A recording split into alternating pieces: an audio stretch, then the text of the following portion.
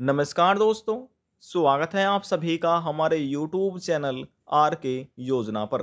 Pension से संबंधित एक और नया ताज़ा अपडेट लेटेस्ट न्यूज़ आप सभी पेंशन धारकों के लिए लेकर हाजिर हो चुके हैं। यदि आप भी एक पेंशन धारक हैं, दिव्यांग, विधवा, वृद्धावस्था या कुष्ठ अवस्था में से आपकी कोई भी एक पेंशन बनी हुई है, लेकिन जो आपकी पेंशन राशि है पिछले 3 महीने से, 6 महीने से या फिर 4 महीने से आपके बैंक खाते में नहीं पहुंच पा रही है। यह जानकारी आपके लिए बहुत ही ज़्यादा महत्वपूर्ण है, ज़रूरी है। चाहे आप भारत के किसी भी राज्य के पेंशन धारक क्यों ना हो, हरियाणा, पंजाब, गुजरात, महाराष्ट्र, कर्नाटका, उत्तर प्रदेश, हिमाचल प्रदेश, सभी पेंशन धारकों के लिए आज की ये एक ज़रूरी और महत्वपूर्ण जानकारी है। जैसे कि आप नोटिफिकेशन में देख रहे हैं, समझ रहे हैं, फरवरी माह 2023 में 2023 में केवल इन कारणों की वजह से रुक सकती है आपकी पेंशन राशि। जिन व्यक्तियों को नहीं मिली अभी तक, जी हाँ दोस्तों, यदि अभी तक आपके बैंक खाते में पेंशन राशि को ट्रांसफर नहीं किया गया है, तो आपको कुछ नियमों का पालन करना होगा, तभी आप अपनी पेंशन राशि प्राप्त कर सकते हैं। अब वह नियम कौन से हैं, सभी जानकारी आपको इस वीडियो के माध्यम से मिलने वाली है। यदि आप हमारे चैनल पर पहली बार आए तो चैनल को सब्सक्राइब कर लीजिएगा। साथ ही दोस्तों बेल आइकन के बटन को प्रेस करना ना भूलें, ताकि जो हमारी वीडियो का नोटिफिकेशन है वह सबसे पहले आपको प्राप्त हो और आप सबसे पहले ही उसका लाभ उठा सके।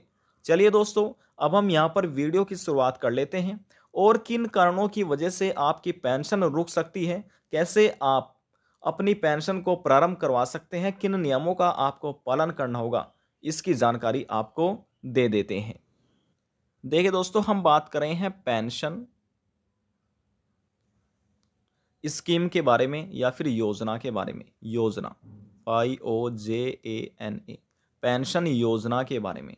तो दोस्तों यहाँ पर सबसे पहले आते हैं आपके प्रधानमंत्री नरेंद्र मोदी की केंद्र सरकार, यानी कि सेंट्रल गवर्नमेंट। उसके बाद आते हैं आप जिस राज्य में रहते हैं, हरियाणा, पंजाब, गुजरात, महाराष्ट्र, कर्नाटका, तो वहाँ पर आपकी स्टेट गवर्नमेंट यानी कि स्टेट गवर्नमेंट होती है, राज्य सरकार। तो यहाँ पर आपका होता है स्टेट गवर्नमेंट। अब दोस्तों, यानी कि कुछ अंशदान तो केंद्र सरकार का होता है और कुछ अंशदान आपकी पेंशन में स्टेट गवर्नमेंट का होता है, यानी कि राज्य सरकार का। दोनों को मिलाकर ही जो पेंशन राशि होती है, चाहे आपके राज्य सरकार द्वारा 1,000 रुपये प्रति माह दी जा रही हो, 400 रुपये प्रति माह दी जा रही हो, या फिर 2,500 रुपये दी जा रही हो, दोनों की सरकार के मिलाकर ही जो अंशदान होता है वह आपके बैंक खाते तक सरकार द्वारा ट्रांसफर किया जाता है। अब दोस्तों इसी प्रकार से किसी राज्य में तो सरकार जो पेंशन राशि है वह दे रही है 400 रुपये। जी हाँ दोस्तों, यह निर्भर करता है कि आप किस राज्य के पेंशन धारक हैं। जैसे दोस्तों 400 रुपये तो बिहार राज्य सरकार दे रही है प्रति माह। इसी प्रकार से दिल्ली, जो दिल्ली सरकार है और हरियाणा सरकार है, अभी करंटली में प्रेजेंट टाइम में वह पेंशन राशि 2,500 रुपये प्रति माह दे रही है दिव्यांगों को, विधवा महिलाओं को, तलाकशुदा महिलाओं को और वृद्धावस्था पेंशन धारकों को। अब इसी प्रकार से हम उत्तर प्रदेश की बात करें, यानी कि यूपी की, तो उत्तर प्रदेश राज्य में सभी पेंशन धारकों को 1,000 रुपये प्रति महीना के हिसाब से पेंशन दे रही है, लेकिन हर महीने ट्रांसफर बैंक खाते में नहीं की जाती, तो 3 महीने के बाद की जाती है। 3 महीने के बाद सीधी आपकी पेंशन राशि हो जाती है 3,000 रुपये। यह 3,000 रुपये लाभार्थियों के बैंक खाते में सरकार ट्रांसफर कर रही है अक्टूबर, नवंबर और दिसंबर महीने की। जिन लाभार्थियों की रुकी हुई थी वह भी पेंशन राशि ट्रांसफर की जा रही है, यानी कि जुलाई, अगस्त और सितंबर महीने की। इन तीनों महीनों की भी सरकार पेंशन एक साथ ट्रांसफर कर रही है। किसी को 6,000 रुपये दिए जा रहे हैं, तो किसी को 3,000 रुपये मिल रहे हैं।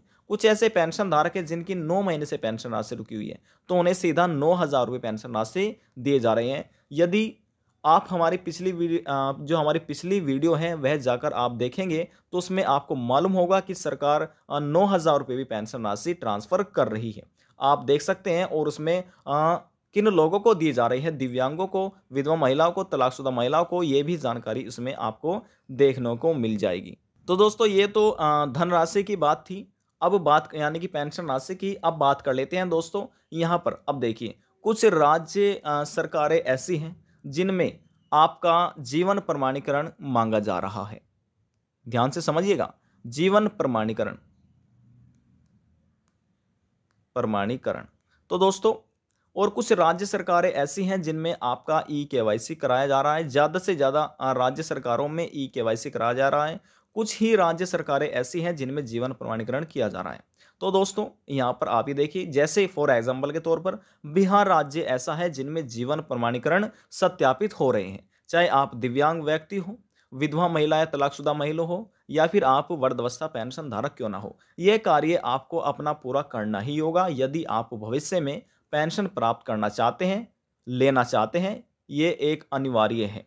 ऐसे ही दोस्तों कुछ राज्य सरकारें ऐसी हैं जिनमें ई केवाईसी हो रहा है। ई केवाईसी भी आपके लिए अनिवार्य है।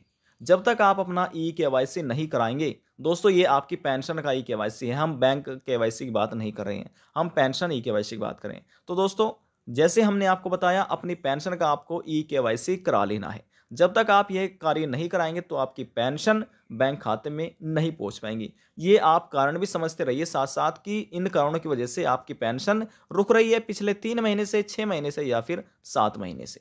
तो यहाँ पर पहला कारण आपको मालूम हो चुका है। अब बात करते हैं ई केवाईसी और आप जीवन प्रमाणीकरण कैसे सत्यापित करा सकते हैं।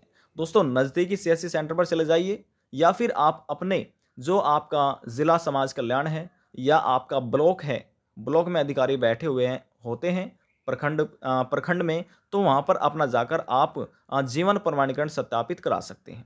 अब रही ई केवाईसी के बाद, कुछ कार्य ऐसे हैं कि जहाँ पर ई केवाईसी ऑनलाइन हो रहा है और कुछ राज्य सरकारें ऐसी हैं कि आपका ऑफलाइन भी हो रहा है। तो यहाँ पर आप देखिए, ई केवाईसी आप ऑनलाइन करा सकते हैं। ऑनलाइन कराने का जो तरीका है वे कैसे हैं, आप नज़दीकी सीएससी सेंटर पर जाइएगा अपना आधार कार्ड लेकर और मोबाइल नंबर लेकर। इन दोनों के माध्यम से आपका ई केवाईसी का कार्य पूरा हो जाएगा। ये कार्य आपको दिव्यांग व्यक्तियों को कराना है, विधवा महिलाओं को, तलाकशुदा महिलाओं को और वृद्धावस्था पेंशन धारकों को। यदि आप कुष्ठ रोग से पीड़ित व्यक्ति हैं, आपकी पेंशन बनी हुई है, तो ऐसे व्यक्तियों को भी अपना ई केवाईसी करा लेना होगा।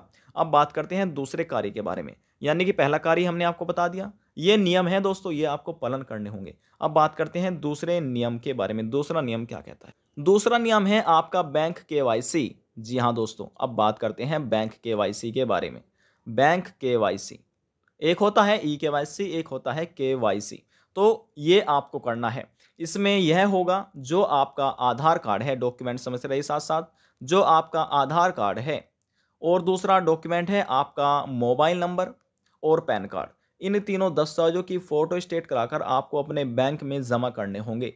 इससे यह होगा कि आपका आधार लिंक हो जाएगा और आपका आधार लिंक होने के बाद मोबाइल नंबर भी अपडेट हो जाएगा, आपका पैन कार्ड भी अपडेट हो जाएगा। जैसे ही आपकी पेंशन राशि आती है, वह सरल तरीके से आपके बैंक खाते में सरकार द्वारा ट्रांसफर की जा सके। बहुत से ऐसे पेंशन धारक हैं, जब जुलाई, अगस्त, सितंबर महीने की पेंशन ट्रांसफर की गई थी, तो ऐसे लाखों से ज़्यादा पेंशन धारक थे जिनको इन गलतियों की वजह से पेंशन राशि नहीं मिल पाई थी।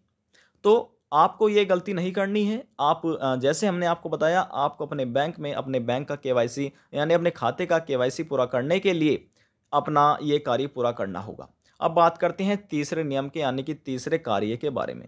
तीसरा कार्य केवल और केवल उन्हीं पेंशन धारकों को करना है जिनका पीएफएमएस एक्सेप्ट नहीं है, या फिर आप कह सकते हैं सभी गलतियां आपको चेक करनी है अपने पेंशन एप्लीकेशन फॉर्म में। गलतियां कैसे चेक कर सकते हैं, इसकी भी जानकारी आपको मिलने वाली है। उसके बाद आपका अकाउंट नंबर, मोबाइल नंबर, आपका महिला है या पुरुष है, आपके जेंडर में कोई गलती तो नहीं हो रही है। यानी कि ऐसा हो जाता है कि महिला की जगह पुरुष हो जाता है और पुरुष की जगह महिला हो जाती है। यानी मान लीजिए आप एक यानी कि कोई भी व्यक्ति है तलाकशुदा पेंशन योजना का लाभ ले रहा है या फिर विधवा महिला योजना का लाभ ले रहा है, तो वहाँ पर दोस्तों जो आपका जो फीमेल है तो फीमेल लिखना होना चाहिए, फीमेल की जगह आपका मेल लिखा आ रहा है, मेल। तो इन गलतियों की वजह से भी पेंशन रुक रही है। आपको अपना एफएससी नंबर देख लेना है, अकाउंट नंबर देख लेना है, सभी जानकारी आपको चेक कर लेनी है। ये आप यदि उत्तर प्रदेश राज्य के अधीन आते हैं तो आप पेंशन पोर्टल पर जाकर चेक कर सकते हैं। यदि आप किसी और अन्य राज्य के पेंशन धारक है तो अपने आप जिला समाज कल्याण में जाकर वहां से देख सकते हैं। जैसे दोस्तों उत्तर प्रदेश में दिल्ली में भी है और हरियाणा में भी है, आप चेक कर सकते हैं। और उसके बाद यदि आपकी गलती हो रही है तो दोस्तों यहाँ पर आप देखिए, जो आपका पहला डॉक्यूमेंट है वह आपका आधार कार्ड आ जाता है। दूसरा है आपका मोबाइल नंबर, मोबाइल नंबर। तीसरा है आपका बैंक की पासबुक, बैंक पासबुक। तो उसके बाद यहाँ पर ये सभी आपको डॉक्यूमेंट लेकर चले जाना है अपने ज़िला समाज कल्याण में। इस प्रकार से जैसे आप ये लेकर जाएंगे तो वहाँ पर जो अधिकारी बैठे होते हैं, पेंशन की देखरेख आपके ज़िले की करते हैं, सभी का जो देखरेख है उन्हीं अधिकारियों के पास रहता है, तो वहाँ से आप अपना ये कार्य पूरा करा सकते हैं। कुछ दिनों के अंदर ही जो भी आपकी गलती हो रही है पेंशन में, वह संशोधन कर दी जाएगी, और जैसे ये कार्य पूरे हो जाते हैं तो जो आपकी रुकी हुई पेंशन है 3 महीने की या 6 महीने की, इसके बाद ये आपकी पेंशन राशि एक साथ आपके बैंक खाते में सरकार द्वारा ट्रांसफ़र कर दी जाएगी। आज की जानकारी में बस इतना ही। यदि आपको हमारी दी हुई जानकारी पसंद आई तो वीडियो को ज़रूर लाइक कर दीजिएगा, और यदि जानकारी को लेकर मन में कोई सवाल है, डाउट है, पूछना चाहते हैं या बताना चाहते हैं, नीचे कमेंट बॉक्स में जाकर पूछ सकते हैं। सभी सवालों का जवाब आपको दे दिया जाएगा। लास्ट में निवेदन यही करेंगे, चैनल को सब्सक्राइब और साथ ही बेल आइकन के बटन को प्रेस करना ना भूलें। अब हम आपसे मिलते हैं नेक्स्ट वीडियो में एक और नई जानकारी के साथ। जब तक के लिए जय हिंद, जय भारत।